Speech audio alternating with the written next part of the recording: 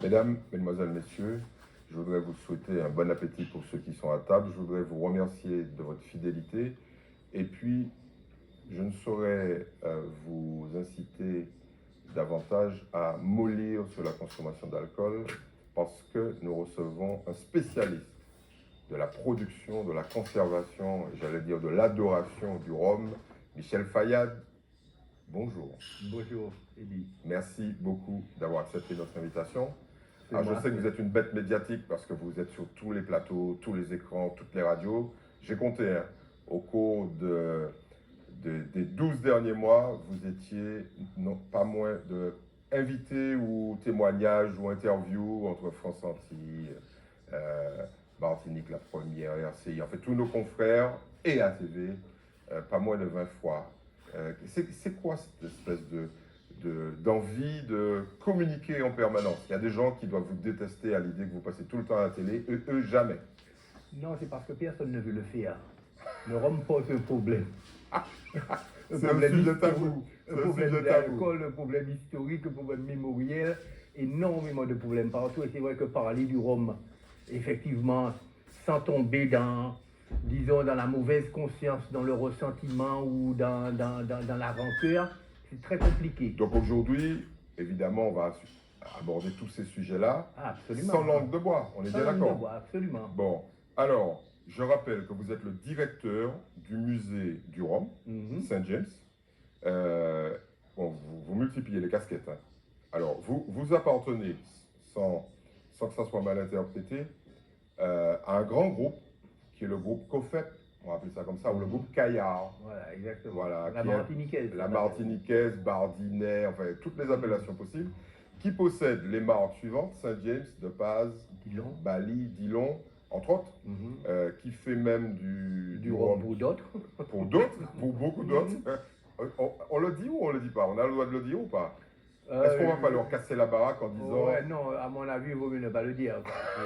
Non, parce que ce sont des nouveaux. Vous venez de me dire, on va parler sans langue de bois. Ce sont des nouveaux, alors on va pas... Non, allons dire la vérité. Il y a des gens qui devraient dire, je fais du rhum, ils ont le droit de faire du rhum. J'ai des cannes, ils ont le droit d'avoir des cannes, mais je confie la distillation de mon rhum au groupe Caillard et en particulier à Saint James. Oui, mais après, il faut expliquer ce que c'est qu'une distillerie. Oui. Une distillerie, c'est une grande cuisine où il y a tous les ingrédients pour la cuisine et chacun peut venir faire ce qu'il veut dans la cuisine.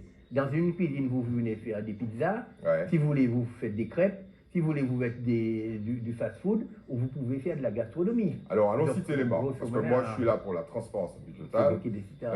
Alors, on remet la petite bande. Hein. L'abus d'alcool est dangereux pour la santé, à consommer avec modération. Et là, on cite les marques. Par exemple, Eric Matko fait sa petite cuisine dans votre grande cuisine. La Baie des Galions fait la même chose. Mais c'est pareil de l'autre côté. Hein. C'est pareil de l'autre côté. Par exemple, le rhum Clément, les gens pensent qu'il est fait sur l'habitation Clément. Pas du tout. Il est fait au Simon, au François. Et pour Trois-Rivières, pareil. Exactement. Bon, alors, là, je pense qu'il y a des gens qui ont appris des choses. Alors, vos casquettes sont en lien très souvent avec votre métier. Vous êtes un spécialiste du rhum, mais aussi avec le tourisme. Parce que le musée du rhum de Saint-James, c'est un haut lieu de la fréquentation touristique. Absolument. Absolument. Et ça, c'est vrai. C'est depuis pratiquement 93 qu'on a lancé cette histoire-là, parce que le rhum sortait d'une histoire très douloureuse, très problématique, aussi bien dans sa conception, dans son image, dans le travail lié au rhum, et surtout bien sûr dans sa consommation. Et puis quelque part, le rhum ne faisait partie de ce qu'on appelait des alcools de détresse. C'est quoi ces alcools? Alors, un alcool de détresse, c'est un alcool qu'on consomme dans les veillées, dans les enterrements, dans les chagrins d'amour, et qui est jamais présent dans les boîtes de nuit, dans les mariages, dans les baptêmes, dans les grandes cérémonies. Ça, c'est à l'époque. Ça, c'est à l'époque. Allons la situer. Avant le spiritualisme. Allons la situer. Les années 50-60. Les années 50, 60, 70, 80. Quand on boit du rhum à cette époque-là, on est un mauvais garçon ou une mauvaise fille. On ne demande pas du rhum. Ah bon? On ne demande pas. C'est-à-dire, vous entrez dans une boîte de nuit, vous demandez un whisky coca à l'époque. Ouais. Un whisky coca, un gin tonic, une On bonne dit, Caronte. bon, moi, un GB. Voilà, exactement. Ouais. Mais si jamais on demande un punch, ça ne marche rien. C'est même pas la Le peine. barman, déjà, n'avait pas de rhum. Ouais. Et deuxièmement, il vous est regardé en disant, l'ami, c'est sorti. Donc, il faut dire que le rhum est lié à une histoire. Et c'est ça qui fait son charme, d'ailleurs. Ouais. Hein. C'est que le rhum est lié à une histoire. Et on trouve dans l'histoire des éléments comme ça qui n'ont pas revendiqué quoi que ce soit, mais qui se sont, disons, isolés dans un univers particulier. C'est honteux d'évoquer l'univers du rhum dans ces années-là. Oui, oui. Et vous arrivez... Vous... Quelqu'un qui avait un chagrin d'amour, il dit Michel Niangopel, c'est Romy Cabré. Ouais. On n'aurait pas dit Michel Niangopel, c'est Whisky Cabré. Donc, entre-temps, tous les éléments, les alcools importés, l'exemple qui me vient, c'est le vermouth. Il n'y a pas une famille martiniquaise, il n'y a pas une bouteille de vermouth chez elle. Le Noili Prat, le Noili Prat, c'est toute une histoire. À 9h. Mais c'est une tradition, ouais. En plus. Donc finalement, tous les alcools importés sont arrivés comme des alcools de luxe, des alcools de fête. Et nous, bien sûr, avec cette histoire-là et surtout avec cette mémoire-là, on a cantonné le rhum dans des alcools de souffrance. Allons mettre le pied dans le plat. Quand vous dites cette histoire-là, il y a un mot que vous n'avez pas prononcé du tout, c'est esclavage. Mais bien sûr. Ouais. Bien Alors, sûr. Il y a des musées du rhum, il y a des musées de la banane, il y a des musées de toutes sortes de choses. Il n'y a pas de musée de l'esclavage. Ben ça, c'est pas à nous de le faire, hein, de toute façon, c'est à d'autres de le faire, et je pense que ce serait une très très bonne chose. Pourquoi ce ne serait pas à nous? Pourquoi ce serait pas à nous? Pourquoi on ne serait pas fiers de dire aux gens qui visitent notre île, et puis aux gens qui habitent l'île, voilà une partie de votre histoire, une partie très importante, puisqu'elle a duré quand même 3 siècles, et nous en sommes tous, d'une manière ou d'une autre, les héritiers. Pourquoi on ne le ferait pas, nous? Pourquoi ça ne viendrait pas de nous? Ben, c'est-à-dire, quand on dit nous, moi, quand je disais nous, je disais les Romiers, je disais la Martinique de le faire. D'accord, oui. À la Martinique de le faire, bien sûr, c'est au Martinique de le faire. Pourquoi? Parce que les Romiers auraient honte de faire un musée de l'esclavage? Non, parce que personne n'a osé parler du rhum dans un premier temps. C'est pour ça que je vous dis, la situation était complexe. C'est mon côté, disons, issu de toutes les composantes de la société créole qui a fait que j'ai pu aborder le rhum, disons, sans le ressentiment de la communauté afro-descendante et sans la mauvaise conscience des Européens descendants. Vous voyez ce que je veux dire? Donc on pourrait dire ça comme ça. Personne n'osait, dans un premier temps, prendre un drapeau et puis dire le rhum c'est notre histoire, c'est notre culture, c'est notre patrimoine. On se faisait descendre. Mais si on pouvait éventuellement arriver comme ça en disant tiens, mais il y a des touristes qui arrivent, les touristes, ils alimentent quoi? Ils alimentent les grandes compagnies aériennes qui vendent des billets d'avion. Ils alimentent les grands groupes hôteliers qui vendent des chambres d'hôtel ou qui louent. Ils alimentent les grands magasins qui vendaient des parfums et des cosmétiques. Et puis, ils alimentaient quoi? On n'avait rien à leur vendre. On nous demandait de sourire. On nous demandait, faites de l'accueil. Mais l'accueil, ça ne rentre pas comme ça. Ça a bien changé depuis. Hein. Ça a bien changé avec le rhum. Oui, enfin, le rhum, bien sûr, mais aussi, les Martiniquais aussi sont les maîtres du tourisme, puisque 75% des touristes vont chez eux. Exactement. Aujourd'hui, ça a changé. Ça a changé dans un premier temps, mais ça a commencé à changer uniquement quand nous avons pris la production, parce qu'on parle de rhum, mais il s'agit de la production martiniquaise. Quand on a pris la production martiniquaise et qu'on l'a introduit dans la filière touristique, ça veut dire qu'on a donné un sens au tourisme. C'est-à-dire le tourisme, c'est une filière économique, c'est pas une filière de randonneurs, je veux dire. Et donc du coup... C'est avant tout du business et c'est pas forcément de la culture. C'est pas forcément de la culture. Et du coup, cette espèce de mauvais accueil qu'on vous nous reprochez, vous vous souvenez de tous ces éléments. Le groupe Accor qui quitte la Martinique en disant vous savez pas accueillir les gens. Vous n'avez pas remarqué que ça a disparu? Aujourd'hui, on est dans l'hospitalité. Et dans l'hospitalité, c'est quoi la différence entre accueil et hospitalité? C'est que dans l'hospitalité, on a une culture à montrer, on a une histoire à raconter et on a un produit à vendre. Donc à ce moment-là, tout rentre dans l'ordre. Alors on va revenir sur le tourisme et notamment le spiritourisme, un concept dont vous êtes un peu le père fondateur. Restons sur l'esclavage. Qu'est-ce que vous pensez du projet ou de l'idée de Serge Letchimy de faire en sorte que sur les ex-habitations esclavagistes, qui aujourd'hui sont devenues des hauts lieux du tourisme, il y ait une stèle qui raconte le fait que ces habitations aient été les lieux de l'esclavage, parce qu'on a bien l'impression qu'on vend du patrimoine aux touristes, et il y en a qui payent pour entrer sur ces habitations, mais on oublie complètement de leur dire, bah, écoutez, ici, ça existe tout simplement parce qu'il y a eu l'esclavage. Qu'est-ce qu'on pensez de cette idée de réconcilier et de réintégrer une partie de l'histoire qui est complètement escamotée? Oui, c'est-à-dire que toutes les idées sont bonnes à prendre à partir du moment où ça fédère les différentes communautés. Vous voyez ce que je veux dire?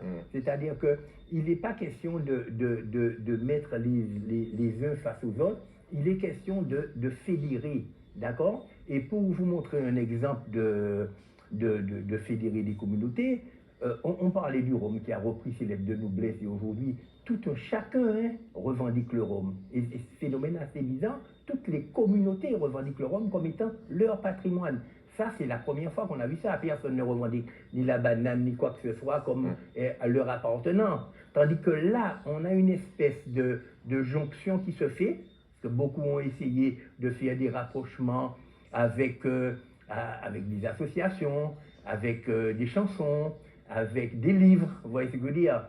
Mais là, il y a un rapprochement qui se fait à partir d'un projet. Et ce projet-là, effectivement, ça prend. Vous voyez ce que je veux dire? Personne n'a jamais critiqué le spiritourisme parce que ça apporte énormément de choses, si vous voulez. Et je donne un exemple encore, puisqu'on est dans cette histoire-là. À l'époque, ce n'est pas le Rhum qui avait un problème aussi. C'est le travail lié au Rhum qui avait un problème. Et puis la canne à sucre. Et puis la canne à sucre. La canne à sucre, c'est quand même le fondement, le facteur explicatif numéro 1 de l'établissement d'esclavage. Hein. Absolument, absolument. Non, mais on en est bien conscient. On en est bien conscient. Et c'est pour ça que je dis que tous ces éléments-là sont en train de se réhabiliter, de se revaloriser. Par exemple, à l'époque, quand votre maman vous envoyait à l'école, c'était pour pas travailler en caca à la presse ou bien en canne brûlée.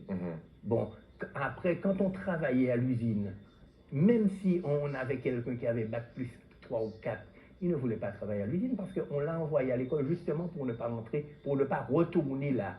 Et aujourd'hui, avec l'arrivée des touristes, qui ne sont pas en train de dire, s'il vous plaît, servez-moi un punch, qui sont en train de dire, tiens, qui visitent une usine à vapeur du 19e siècle, donc une espèce de voyage à travers le temps, et on leur explique que c'est parce qu'on est en avance en matière écologique, donc on est dans le 21e siècle, en matière de recyclage de déchets, d'économie d'énergie et d'énergie renouvelable. Donc, quelque part, le touriste, il ne vient pas dire, il vient poser des questions, des vraies questions. À quel niveau d'humidité vous mettez la bagasse dans la chaudière, à quel nombre de barres vous montez pour mettre le truc, et, quels sont vos cépages, quand Malavoie, Maframé, etc. Et finalement, le gars qui travaille à l'usine et qui a l'impression qu'il n'était personne, mais il se rend compte qu'il a une vraie culture à montrer. Il y a une vraie revalorisation. Il y a une vraie connaissance. Et il y a une revalorisation. Et aujourd'hui, les ouvriers attendent les touristes avec impatience. Alors, je sais que vous voulez me ramener systématiquement au tourisme, mais on va y passer. Alors, le groupe Caillard, alors toujours cette problématique douloureuse du passé. Allons creuser ça, Michel Fayad. Le groupe Caillard est quand même un peu à l'avant-garde des grands groupes qui sont dans le milieu. Parce que je me suis laissé dire que sur l'habitation de Paz, il y avait des gens qui vivaient dans des cases à nègres, qui sont des petites maisonnettes qui étaient laissées par les grands maîtres à leurs esclaves au départ, et puis après à leurs ouvriers quand on est passé après la Révolution, mais dont la propriété évidemment n'a jamais été concédée. Et puis le groupe Caillard a dit, bon moi, à la demande d'un certain nombre d'occupants, avec la mairie de Saint-Pierre, de donner ces maisons et à la mairie, d'une part, puis la mairie. Alors, est-ce que vous pouvez nous rappeler ça? Parce qu'il y a une espèce de, je dirais, d'embarras chez les autres face à ce geste du groupe Caillard, parce qu'il y a plus d'une vingtaine d'habitations sur lesquelles vivent des gens dans des conditions d'hygiène catastrophiques, on va dire ça comme ça. Alors, il y a des améliorations, mais racontez-nous cette histoire du groupe Caillard. C'est-à-dire, ce sont des... À l'époque, c'était la famille de Paz qui avait donné, qui avait laissé, comme ça se faisait souvent d'ailleurs, juste devant le château, des parcelles de terrain où les gens avaient construit leur propre maison. Alors on pourrait appeler ça Wicadneg, on pourrait appeler ça comme on voulait. Et puis finalement, c'est resté comme ça. Personne n'a rien revendiqué. Puis après, bon, il y a eu, on s'est dit avec l'histoire justement des 50 pages géométriques où chacun veut devenir propriétaire, ils ont fait la demande. Bien sûr, ça a un peu surpris tout le monde, etc. On s'est dit, ben oui, mais finalement, qu'est-ce qu'on va faire? Et j'ai travaillé à deux pas, donc j'étais un petit peu dans ce phénomène-là. Mais ça a été accordé. Ça a été accordé. C'est pour vous montrer que justement aujourd'hui, ces terrains-là a été alors concédés aux habitants qui étaient là. On est passé par l'intermédiaire, ça a été la mairie de Saint-Pierre. La mairie est intervenue en nous disant, parce que la mairie représente un petit peu les habitants, ils n'étaient pas mis en coopérative, quoi. Donc la mairie, on a eu plusieurs relations avec la mairie, avec Kaya, qu'on a appelé. Et puis cette histoire-là, c'est bien terminé. Qu'est-ce que vous pensez du fait un bel exemple. Voilà, on va dire de retour, de réparation, entre guillemets. Qu'est-ce que vous pensez du fait que les autres traînent des pieds pour faire ça? Les autres, je ne connais pas très bien les autres, je vais vous dire très honnêtement. Moi, je connais les trucs qui se rapportent au groupe Caillard, par exemple. Vous savez qu'il y a des habitations, plein, plus d'une vingtaine, où ce problème-là existe, c'est-à-dire que ce sont des gens qui sont des occupants depuis des décennies, voire pour certains des siècles, et qui ne sont toujours pas propriétaires. Il y en a qui n'ont ni l'eau ni l'électricité, en fait. C'est un scandale monumental. Est-ce que ça passe pas par là, justement, le changement d'époque, la réconciliation, la réparation? Absolument, absolument. C'est-à-dire qu'à la limite, je les incite à faire comme le groupe Caillard. Voilà, faites comme nous. Faites comme nous, hein. Voilà, parce que c'est nous qui avons commencé, c'est nous qui avons initié. Oui. Donc c'est vrai que nous, on est partis justement dans une espèce de réconciliation, enfin de rapprochement, on pourrait dire ça comme ça dans un premier temps, autour de ce produit emblématique de cette histoire-là. Et comme dirait un philosophe qui passait machin, nous avons transformé des anciens lieux de souffrance en lieux de culture. Et ça, c'est primordial. Alors, c'est peut-être un début. Revenons au Rhum et au tourisme. Est-ce qu'il y a des gens qui vous en veulent de votre succès et qui en sont amenés à interdire la fête du Rhum? Non, non. Très honnêtement, on n'a pas fait la fête du Rhum à partir du Covid.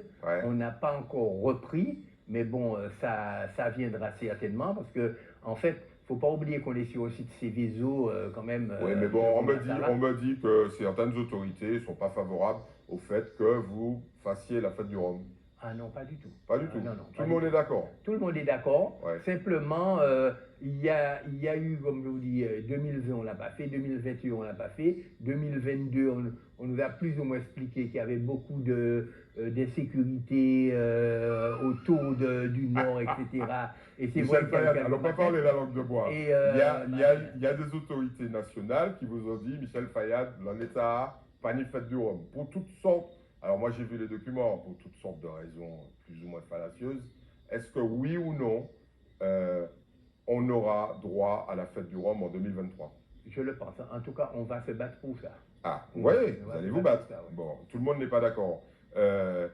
Parce que c'est un moment que tous les Martiniquais attendent. Bien sûr. Donnez-nous les chiffres. Donnez-nous les chiffres. On va rigoler un coup là. Non, mais c'est l'une des plus grandes fêtes après le Tour d'Éole, je veux dire. En plus, c'est une fête qui fédère toutes les générations, puisque on est justement sur les fêtes traditionnelles avec des groupes à pied, cheval-bois, des galeries d'art, des défilés de mode. Des méga-concerts. Des méga-concerts. Mais des méga-concerts, non, alors pas avec des très jeunes, mais bon, avec Tabou Combo a joué, Kassav a joué, Patrick Saint-Éloi a joué, etc. Carigny est venu, Tabou Combo était là, etc. Donc, tous les grands sont passés, et ça, c'était vraiment un cadeau qu'on offrait à la population de Sainte-Marie d'ailleurs, d'artistes qui n'auraient peut-être pas vu, de toute la Martinique, bien sûr, d'artistes qui n'auraient pas vu. Il paraît que vous avez dépassé les 10 000 personnes. On avait atteint les 15 000. 15 000, vous vous rendez compte? Mais sur la journée, hein. Si on fait un comparatif, sur une journée, si on fait un comparatif national avec ce fameux coefficient de comparaison, c'est comme si à Paris, on fait une fête avec 1 500 000 personnes. Ouais, c'est ça. Mais en fait, on est derrière la BACA.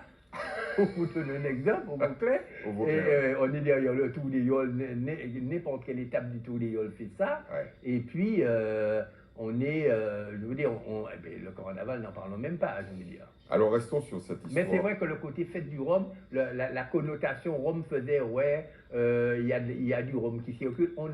On ne consomme pas du rhum à la fête du rhum. Il faut que les choses soient très Non, mais claires. personne On ne peut va vous acheter, croire. non. Personne ne va vous croire. Non, mais Les c'est types pas achètent du vrai. rhum, ils vont dans leur voiture boire le rhum et ils reviennent. Non, en général, ils achètent du rhum pour partir avec. Il n'y a pas de bar. Il n'y a pas de bar. Il y a les barman de France qui Ouais. ont un petit stand Ouais. qui proposent des cocktails, etc. Et Donc, qui a explosé, ce bar a explosé toute la journée. oui, mais bon, il n'y a pas foule devant non plus. Il ne faut pas croire Bon. que les gens sont Allons parler un peu business. Il y a des gens qui sont très tristes. Mhm. Vous allez voir, on va pas s'écarter du sujet. Ils disent, ben, soyons sérieux, la production de rhum en Martinique n'appartient plus aux Martiniquais. Alors, allons donner les chiffres. Non.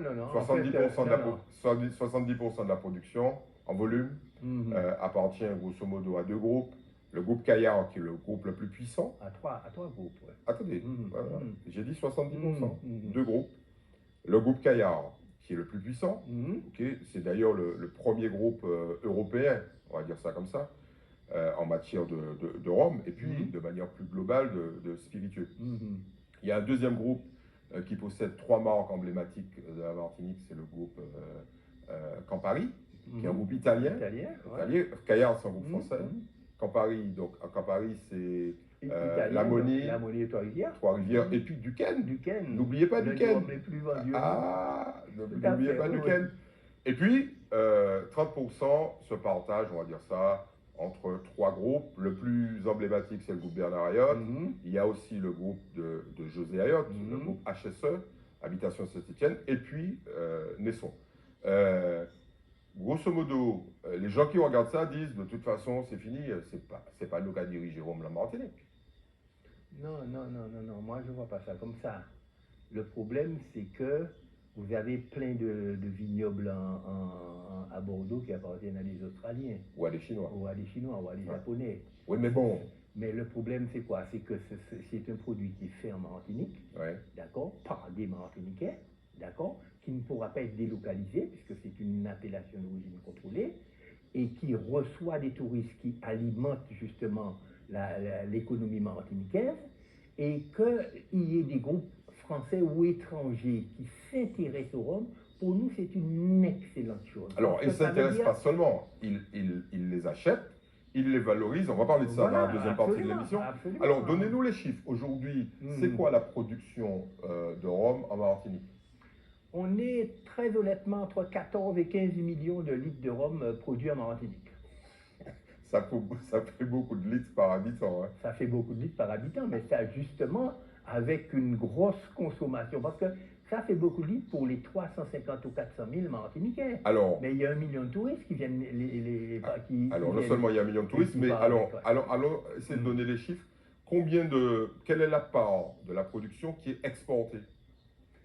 Alors là maintenant, on a un problème avec cette histoire d'exportation-là, parce qu'on ne sait plus exporter.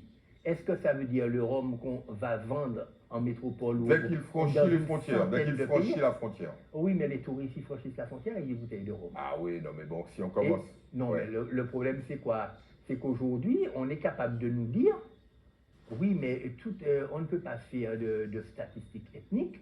On ne va pas faire la différence entre les touristes qui achètent et vous qui achetez. Ouais. On va considérer tout rhum acheté à la Martinique et consommé par les Martiniquais. Donc, vous voyez le truc venir. Mhm. Donc, ça veut dire qu'on va prendre la totalité de la production, on va le diviser par le nombre de Martiniquais, en ne tenant pas compte des touristes, puisqu'ils l'ont acheté en Martinique, ça ne compte pas. Ouais. Et puis, on va nous dire qu'on consomme trop de rhum. Non, mais bon, allons pas sur ce débat-là pour l'instant. Donc, voilà. Je sais que c'est un peu tabou, on va y revenir. Pour que les gens sachent quelle est la part qui n'est pas consommée localement, on nous dit environ 70%, même plus. Qui part. Qui sort de l'île, non pas emmené par les touristes dans leur bagage, mais à l'exportation Ouais, on est normale. sur 70%. 70%. Ah, oui, facilement. Et il semblerait que Le vous rhum, n'ayez pas suffisamment de rhum. Exact. Pour On a pas fournir le suffisamment monde. de canne. De canne, Ouais. donc de rhum. Donc de rhum. Ouais. Parce que je vais vous dire, notre problème, c'est quoi aujourd'hui? C'est que le rhum, c'est pratiquement l'alcool blanc le plus consommé dans le monde. Il y a eu une explosion depuis quelques années. On est en train certainement de dépasser la vodka et le whisky, etc. Et vous savez dans quelle situation on est? C'est-à-dire, nous, à la Martinique, avec une appellation d'origine contrôlée, on a le haut de gamme de l'alcool le plus vendu dans le monde.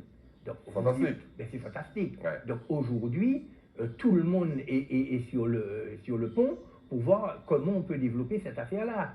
Parce qu'on ne va pas laisser tous les autres rhums qui sont des rhums industriels, enfin vous connaissez la différence, ou des rhums de cachaça, de ceci, de cela, de Jamaïque, de Porto Rico, ou même d'Irlande ou d'ailleurs, venir nous Pour manger la laine sur le dos. Exactement. Michel Fayad, je vous propose de marquer une petite pause et puis on reprend cette discussion extrêmement intéressante sur un domaine hyper tabou qui est celui du rhum. Ok. N'en profitez pas pour aller prendre le feu, avec modération seulement. Merci, à tout de suite.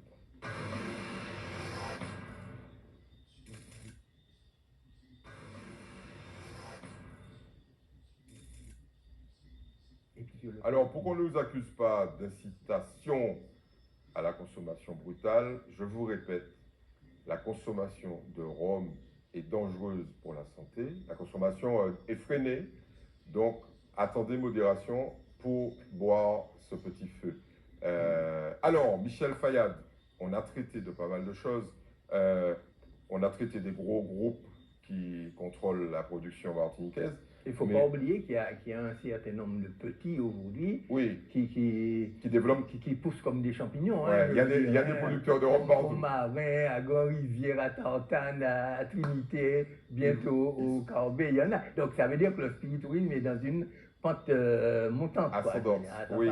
Ben, allons pas oublier quand même qu'il y a des ouvriers, qu'il y a des salariés, il y a des gens qui font en sorte que il y ait de la canne déjà. Bien sûr. Ces gens-là sont bien payés ou pas? Alors, comment je peux vous répondre à une question comme ça? Si je vous dis oui, je vous dis oui. Et moi, je vais évidemment pas vous croire. Vous n'allez pas me croire sur le machin. Donc, j'aurais pu vous dire. Il me faut des preuves. Voilà, j'aurais pu vous donner des chiffres. Oui. Mais après, il faudra aller le vérifier, etc. Donc, ça va être très compliqué. Là, disons, le seul élément que je peux vous donner, qui est vérifiable et qui est non contestable, c'est de vous dire que depuis 30 ans, vous avez 30 ans, 3 décennies, il n'y a eu aucune grève et aucun conflit social dans une distillerie agricole à la Martinique. Surprenant. Ouais. Et vous qui êtes journaliste bien averti, vous n'avez jamais commenté un conflit social dans une grève depuis que le spiritualisme existe. Et machin. Nous, NAO, ça veut dire obligatoire. Et moi, j'ai déjà vu... Alors pour les gens qui nous écoutent, négociation annuelle obligatoire. On met tout sur la table et on discute salaire, conditions de travail, etc. Bien sûr, moi j'ai déjà vu les représentants de la direction avec les représentants des salariés partir en NAO dans la même voiture. Qui dit mieux? En tout cas, pas la banane, pas le pont, pas la Sarah, pas le transport. Vous allez vous faire même pas EDF, vous voyez ce que je veux dire. Donc c'est pour vous dire que... Vous allez vous faire des super potes. Donc ça veut dire qu'on ne peut pas être plus royaliste que le roi. Ouais. Quand on a 30 ans sans conflit social, c'est que quelque part il y a une harmonie qui se passe dans les distilleries. Mais bon, comme on en est à éviter de parler la langue de bois, dans les distilleries, d'accord, mais pour que les gens des distilleries aient à manger, il faut qu'il y ait des gens qui plantent la canne et qui la récoltent. Alors je sais que dans l'industrie de la plantation cannière, il y a ces fameux tabous liés au passé, mais c'est fini depuis longtemps, les ouvriers qui coupent la canne, on est bien d'accord, c'est terminé ça. C'est des machines qui viennent pour la plupart des États-Unis, c'est bien ça? Qui viennent des États-Unis, qui coupent en tout petits morceaux, puis qui amènent la canne directement. On retrouve quelques coupures de canne qui restent, mais vraiment qui sont en voie de disparition quand le terrain est très très pointu, quoi. Alors, il y a quelque chose qui nous interroge,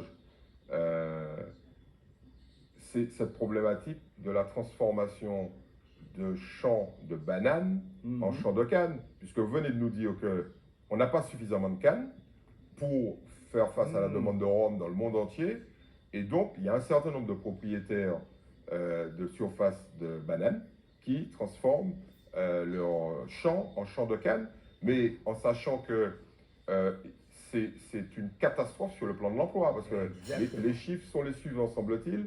Il faut un ouvrier par hectare pour la banane, tandis que dans la canne, c'est un ouvrier pour 30 ou 40 hectares. Donc ça réduit la masse salariale de manière considérable. Exactement. Vous pensez quoi de c'est-à-dire, c'est ça. À la limite, on aurait même pu faire de la Martinique une île de Rome, je veux dire, pratiquement. Simplement, c'est que la banane pose un problème parce que la banane emploie beaucoup plus de monde à l'hectare, comme vous l'avez dit, que la canne. Et puis que la banane aussi sert à rééquilibrer les importations. Parce que quand un bateau arrive chargé de produits importés, s'il n'y avait pas la banane, il repartirait vite, donc il fallait payer son retour. C'est pas avec des caisses de rhum qu'ils allaient remplir. Avec des caisses de rhum, le rhum ne remplit pas des cargos. Donc quelque part, la banane sert non seulement à garantir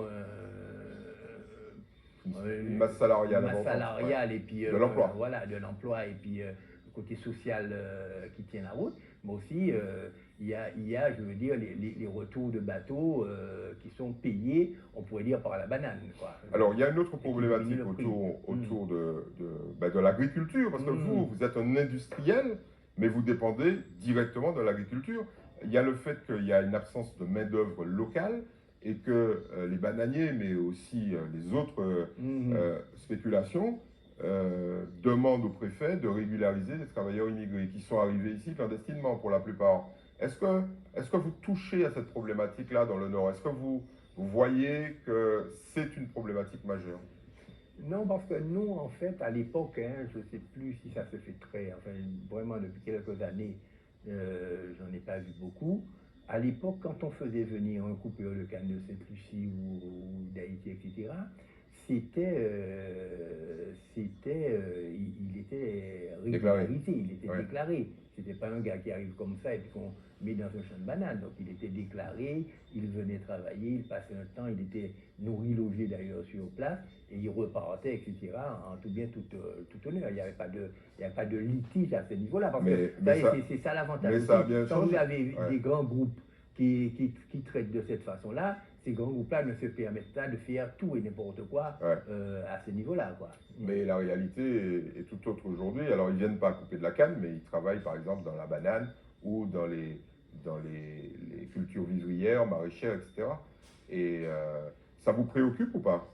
Oui, de toute façon, c'est quelque chose qui nous préoccupe parce que, bon, c'est de l'immigration non déclarée, etc. Donc, il y a tous des phénomènes de violence qui se passent autour de ça, on le voit, et puis des fois, on connaît le phénomène de Mayotte, donc bon, c'est quelque part, c'est des choses à limiter le plus possible, quoi. Alors, je vais ouvrir une petite parenthèse. Vous êtes issu de l'immigration. Alors, les gens disent syro-libanaise. Alors, moi, j'ai des amis syriens et libanais qui disent ça fait syro-libanais, ça nous parlez ça. Vous êtes d'origine libanaise ou syrienne? Alors, quand on dit syro-libanais, c'est pour dire les chrétiens du Levant. Exactement, les chrétiens du Levant, qui sont nés, qui sont à la frontière libanaise, mais qui sont sur le truc de Syrie. Mais moi, je ne suis pas seulement un syro-libanais, je suis un mélange de syro-libanais et d'indien, parce que ma mère est une indienne de Basse-Pointe, et c'est du fait même. Alors, on va parler des 170 ans. Je suis né sur une habitation à Roche-Carré, justement, et comme je disais, dans une société comme la nôtre, c'est une société matrifocale où tout est focalisé sur la mer, j'ai plus été élevé par des Indiens, si vous voulez, que par des Syro-Libanais. Donc quand ils vous regardent, ils vous disent non, tu n'es pas Syro-Libanais, tu es Indien. C'est-à-dire que quand je suis à la rue François Agon, on me prend pour un Syro-Libanais, mais quand je suis à Basse-Pointe, le cas du moment est un petit faux Indien quand même. Bon, derrière tout ça, je revendique les deux. Derrière tout ça, il y a quand même de la discrimination raciale. Derrière quoi? Derrière l'immigration syro-libanaise et même l'immigration indienne. Vous êtes dans ce creuset-là, vous avez connu ça. En tout cas, si vous personnellement, non. Non, mais toutes les communautés, toutes les tendances sont connues, les trucs comme ça. Pour moi, j'appelle pas ça du racisme. J'appelle appelle ça une espèce d'autodénigrement soi-même. On a connu, bien sûr, je connais le coulis, manger chien, syrien, volé, mais milat, lapin chaudé, chabé mal blanchi. Et on a, avec les plats de pied, il n'y avait pas un terme qui n'était pas machin, c'est-à-dire péjoratif. Ouais. Mais, alors, évidemment, vu de l'extérieur, on peut toujours dire c'est du racisme, etc. Ouais. Je pense que c'est simplement une façon de se comporter liée effectivement à ce passé-là qui faisait que, bon, celui qui n'était pas comme nous avait toujours, par autodéfense, vous voyez ce que je veux dire? Par autodéfense, on le dénigrait d'une façon ou d'une autre, mais oui, à mais la limite, tout ça passait comme une lettre à la poste. Oui, aujourd'hui, Fayad, les Indiens ne vont pas dire qu'ils sont maltraités ou bien qu'ils sont dénigrés, et les Libanais non plus d'ailleurs. Oui, bon, les Chinois non plus. Hein? Il reste quand même dans la société, il reste quand même quelques travers qu'on vit au quotidien. Oui, mais qui disparaît petit à petit. Ouais. Mais cette intégration dans la société martiniquaise, vous l'avez parfaitement vécu, bien évidemment, mais est-ce que vous pensez que c'est quelque chose qu'il faut continuer à combattre? Ah oui, bien sûr, bien sûr. Mais elle disparaît d'elle-même, hein, je suis persuadé. Hein. Alors peut-être qu'effectivement va ressurgir des phénomènes. Parce que le problème, c'est quoi? C'est que chacun a décidé d'avoir son propre étranger. Vous voyez ce que je veux dire? Ouais. On a toujours besoin de son étranger. On a besoin de son étranger. Mais des fois, même, ils sont sur le même comportement. Vous voyez ce que je veux dire? Quand vous voyez, par exemple, faire la peine à personne, mais bon, pour le Rassemblement national, les étrangers, c'est les Haïtiens ou les Dominicains aujourd'hui.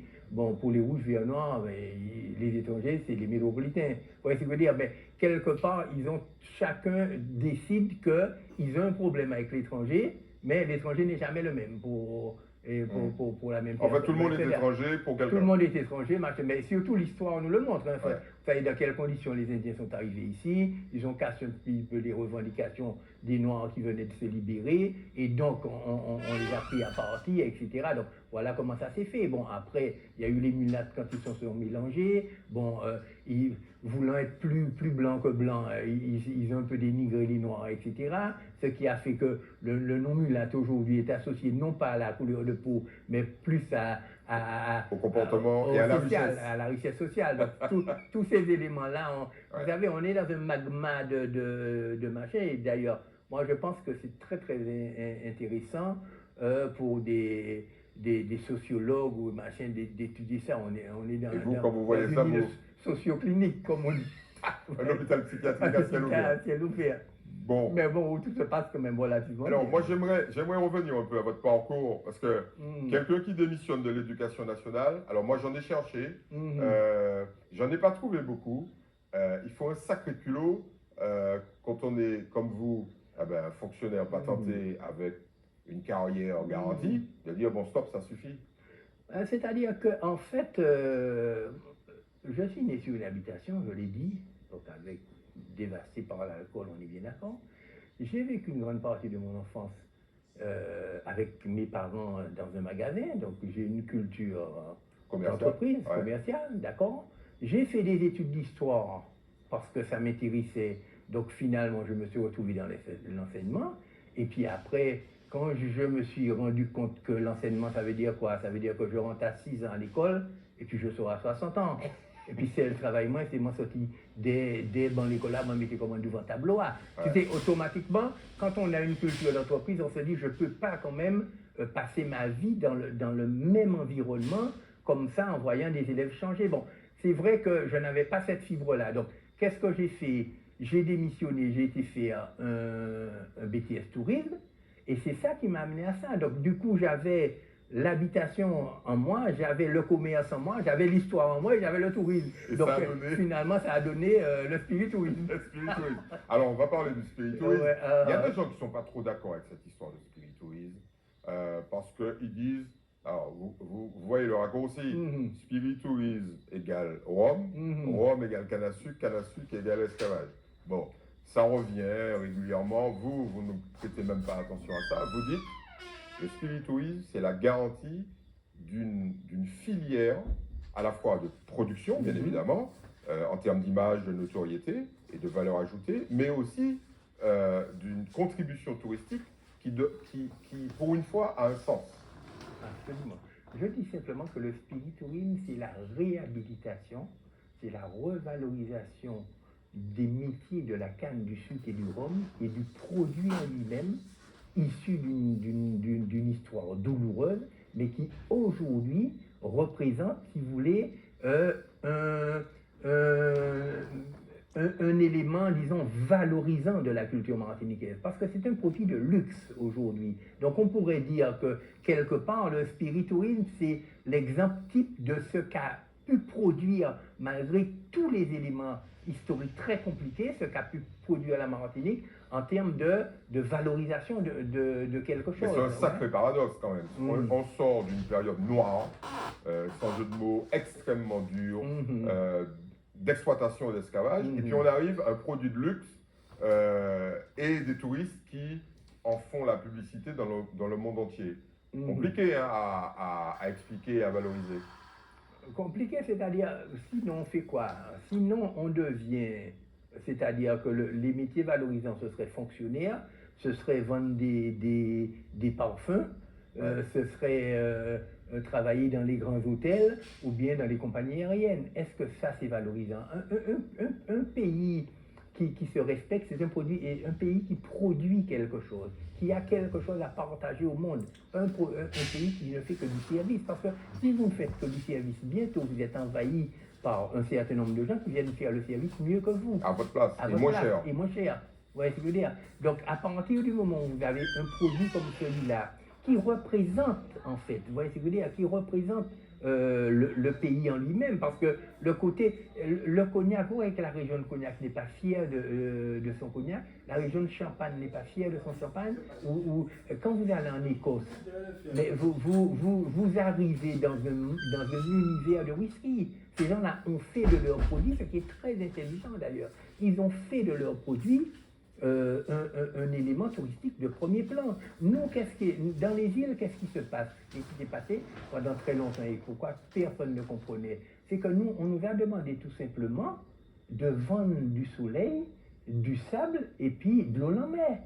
Et puis on nous a dit, souriez, vous êtes filmés. Et si ça ne va pas, quel est votre problème? Vous voyez ce que je veux dire? Et que les autres faisaient du tourisme à notre place. Donc aujourd'hui, ce qui se passe, c'est que nous, comme je le disais tout à l'heure, on a une culture à montrer, on a une histoire à raconter, on a un produit à vendre, et à ce moment-là, il y a une fierté qui se dégage. Maintenant, on ne va pas voler, il y a un certain moment, il faut renverser la table, c'est-à-dire on ne va pas rester tout le temps en train de se plaindre qu'à une période, il y a eu l'esclavage, à une période, il y a eu la colonisation, à une période, il y a eu l'assimilation, à une période, etc. Je veux dire, de toute façon, on aura toujours quelque chose à se plaindre. Mais il y a un certain moment où les jeunes le voient d'ailleurs. Les jeunes le voient, il faut carrément passer à autre chose, bien sûr. Sans bien évidemment oublier ce passé. Alors, on va ouvrir une petite parenthèse sur un rhum qui est le rhum Saint James. Et je me suis laissé dire que ce rhum, cette bouteille, vous voyez ça tous les jours, la forme de la bouteille, cette bouteille, en Afrique, dans certains pays d'Afrique, il est impossible de se marier avec dignité sans offrir au père de la mariée une bouteille de Saint James rhum blanc. C'est quoi cette histoire-là? Alors c'est une histoire très, très surprenante, effectivement. On fait des investigations dessus. Là, vous cherchez. Là. Oui, là on a des... Mais je vous rassure, moi aussi. Oui, on a des journalistes africains d'ailleurs qui sont en train de faire des enquêtes. C'est Jubilé même nous a dit qu'il pourrait travailler dessus. C'est en fait, alors on ne sait pas trop. Certains, on a demandé, ils nous ont dit oui parce qu'il y avait des administrateurs africains, martiniquais à l'époque en Afrique, peut-être c'est eux. Après on nous a dit oui, mais Béhanzin, même si à son retour il est mort en Algérie, à Blida, bon, ceux qui l'accompagnaient ont apporté du rhum Saint-James, etc. Donc c'est devenu un petit peu tout symbolique. D'autres nous ont dit c'est parce que finalement ça voyageait bien dans les cales des bateaux, puisque c'était une bouteille carrée qu'on pouvait l'empiler, etc. Et que finalement ce rhum-là est devenu effectivement un rhum emblématique. Non seulement on ne peut pas faire un mariage si on n'a pas une bouteille de rhum Saint-James, la dot donnée aux parents. C'est obligatoire. C'est obligatoire. mais c'est dans les cérémonies vaudou, dans toutes sortes de choses comme ça. Le rhum Saint-Jean est utilisé, mais pas le rhum martiniquais, le rhum Saint-Jean est Oui. utilisé, quoi. Spécifiquement le rhum Saint-Jean. Absolument. Donc Et il ne vous nous, reste plus qu'à ouvrir une ambassade en République démocratique du Congo ou au Congo brazzaville. pourquoi pas, en tout cas, le rhum se vaut bien en Afrique, je vous rassure.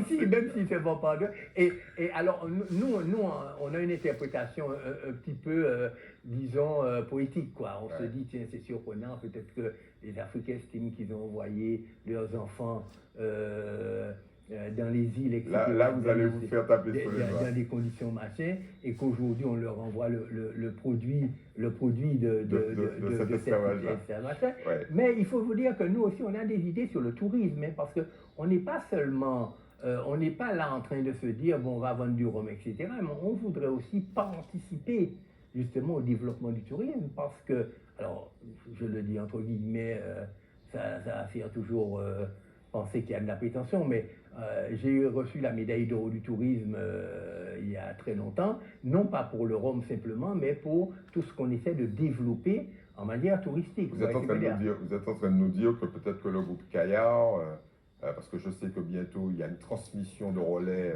à la fille de Jean-Pierre Caillard, va se lancer dans l'hôtellerie, dans le tourisme? Non, simplement que nous, on estime que, c'est-à-dire que la filière rhum, c'est pas une filière paddle ou une filière pédalo, c'est une filière qui est aussi importante que la filière touristique, et qu'il y a tout lieu de nous considérer d'égal à égal, parce que le rhum a apporté autant à la filière touristique que la filière touristique n'a apporté au rhum, hein, parce que le rhum martinique, ça marche bien, si vous voulez, aussi bien, même avant le tourisme, hein, on n'a pas attendu le tourisme dans un premier temps.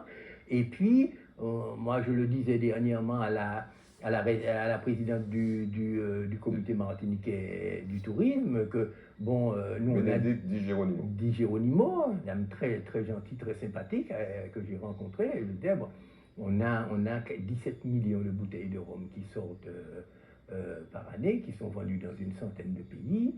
Bon, on pourrait très bien mettre un QR code avec la destination, une vidéo de la destination Martinique sur, disons, la contre-étiquette de la bouteille de rhum, qui serait diffusée aujourd'hui, tout le monde regarde ce genre-là, qui serait diffusée, qui ferait aussi la promotion de la Martinique, vous voyez ce que je veux dire.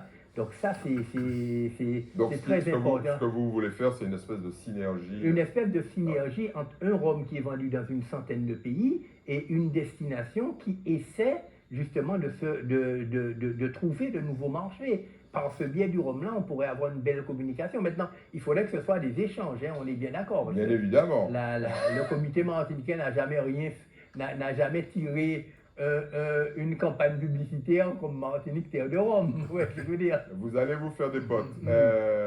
Allons passer tout en revue, et on se ferait taper sur les doigts si on ne parlait pas de l'abus de consommation de rhum. Parce qu'il y a des gens qui vous tirent dessus à longueur de journée, parce que le rhum, c'est, comme vous l'avez dit, l'alcoolisme pour une partie de la population. Donc on meurt à la maison, on meurt à l'hôpital, ou parfois, c'est beaucoup plus rare aujourd'hui, on meurt sur la route. Donc, est-ce qu'un groupe comme le vôtre participe d'une manière ou d'une autre à la modération, en dehors de la fameuse petite mention? Déjà, on participe, mais en fait, ça nous aurait posé problème si le rhum, c'était l'alcool le plus vendu en Martinique. Mais on est très loin derrière le champagne, derrière la bière, derrière le whisky, derrière la vodka, derrière le gin, derrière toutes sortes de machins. Le rhum, je vous disais, a une image encore très dévalorisée dans la machin. Alors on le valorise au niveau international et au niveau des touristes, mais vous voyez très rarement des jeunes avec des bouteilles de rhum dans la main. Hein. Ils ont des bouteilles de champagne, ils ont du whisky, de la bière, ils ont toutes sortes de produits comme ça. La consommation de rhum en local est quand même relativement importante, même si, alors j'ai regardé les stats, elle décline. Elle décline régulièrement depuis plusieurs années. Il va falloir que vous fassiez quelque chose, parce que est-ce que les jeunes aujourd'hui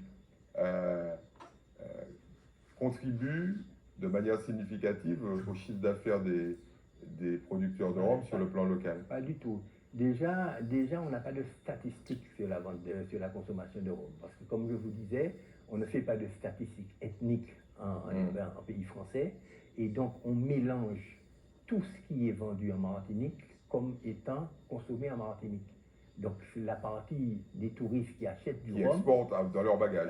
qui exportent dans leur bagage, est considérée comme marché. C'est pour ça d'ailleurs qu'on nous a donné des taxes supplémentaires, etc. Le prix du rhum est en train d'augmenter par rapport à ça, puisqu'il y a quelqu'un qui s'est dit on consomme trop de rhum, mais sans vouloir dire que finalement les Martiniquais consomment très peu de rhum, et que c'est des touristes qui en consomment, des touristes qui repartent beaucoup comme machin. Oui, même en 2020-2021, vous n'avez pas pu mesurer l'écart, parce qu'il n'y a pas de touristes. C'est pas la consommation. Si vous voyez un Martiniquais acheter beaucoup plus de rhum, c'est qu'aujourd'hui, le fait qu'on ait changé le packaging et qu'on ait fait de belles bouteilles avec une belle présentation, ce qui n'était pas le cas avant. Non. Avant, c'était en débit la régie, puis en tête marée, c'était cadeau, bon, ils vont comme ça. Donc aujourd'hui, le rhum, on offre des bouteilles de rhum. Donc le Martiniquais qui achetait sa petite bouteille de rhum dans un petit sachet, puis qui allait le consommer chez lui, et il voulait que personne ne le voie. Ouais. Aujourd'hui, qu'est-ce qu'il fait? Eh bien, il en achète 10 parce qu'il va l'offrir à ses amis. Imaginez quand vous étiez jeune, enfin, moi je parle machin, d'offrir une bouteille de rhum à quelqu'un. Mais à la limite, c'était pire que de lui offrir une boîte de sardines. Vous voyez ce que je veux dire? Donc aujourd'hui, ce qui s'est passé... C'était un déshonneur, en fait. C'était un déshonneur. On n'offrait pas du rhum. On n'avait pas une bouteille de rhum pour anniversaire. Donc finalement, ce qui se passe, c'est qu'aujourd'hui, quand vous voyez un Martiniquais acheter du rhum, il achète une belle bouteille de rhum pour l'offrir à ses amis, ou en tout cas pour l'envoyer pour marcher. Parce qu'aujourd'hui, ça s'offre. Vous voyez ce que je veux dire? Ce qui n'était pas le cas avant le spiritualisme. Michel Fayad, on aurait pu parler du rhum pendant des siècles. On peut refaire une émission. On va refaire une émission parce qu'il y a encore beaucoup de choses à dire. J'espère que nos téléspectateurs ont appris beaucoup avec vous, parce que vous, sur ça, vous êtes intarissables.